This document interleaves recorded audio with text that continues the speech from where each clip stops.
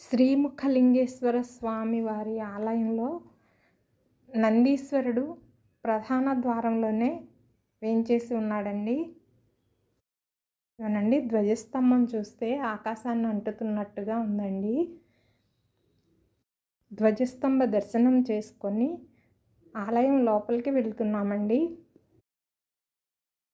ఇదిగోనండి ఆ కనిపించే ద్వారం ఆలయం ప్రధాన ద్వారం అండి.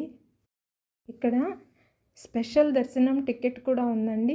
టికెట్ 20 రూపాయలండి. ఇక్కడ కొన్ని మెట్లెక్కి ప్రధాన ద్వారంలోకి వెళ్ళగానే నందీశ్వరుడి దర్శనం అవుతుందండి మనకు. ఇక్కడ తీర్థం ఇచ్చి ఆశీర్వదిస్తున్నారండి వేద పండితులు. నందీశ్వరుడి దగ్గర దీపాలు పెట్టుకుని పూజలు చేసుకున్నారండి భక్తులు. నండి ఇక్కడ నుండి చూస్తే ఎటు చూసిన ఆలయ గోపురాలు కనిపిస్తూనే ఉన్నాయండి. ఈ ప్రాంగణంలో ఎటు చూసినా గోపురాలు ఉన్నాయండి. ఈ గోపురాలన్నీ కూడా రాతి చెక్కడాలండి. ఈ ఆలయాన్ని 1500 సంవత్సరాల క్రిందట చోళరాజులు నిర్మించారటండి. ప్రస్తుతం ఈ గౌడులన్నీ కూడా జియోలాజికల్ సర్వే ఆఫ్ ఇండియా వారి ఆధ్వర్యంలో ఉన్నాయండి.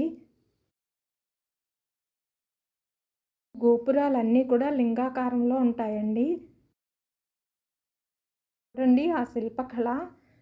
ఆలయం అంతటా కూడా ఈ విధంగా ఆనాడు రాతి మీద శిల్పులు చెక్కిన కళాఖండాలు కనిపిస్తూ ఉంటాయండి.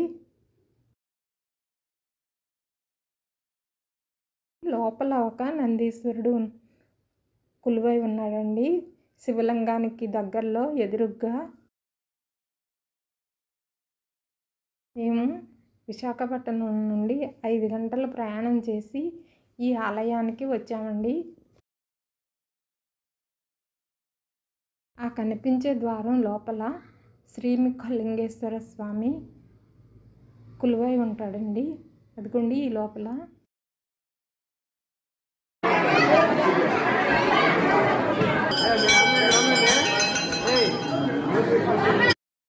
స్వామివారి దర్శనం చేసుకొని వచ్చిన తర్వాత చాలామంది భక్తులు దీపాలు పెట్టుకుంటున్నారండి. ఇదిగోండి ఈ ప్రాంతం అంతా గుడి వెనక వైపు అండి. ఇక్కడ చప్పట్లు కొడితే తీర్థం వస్తుందండి. తీర్థం చాలామంది భక్తులు తీసుకుంటున్నారు.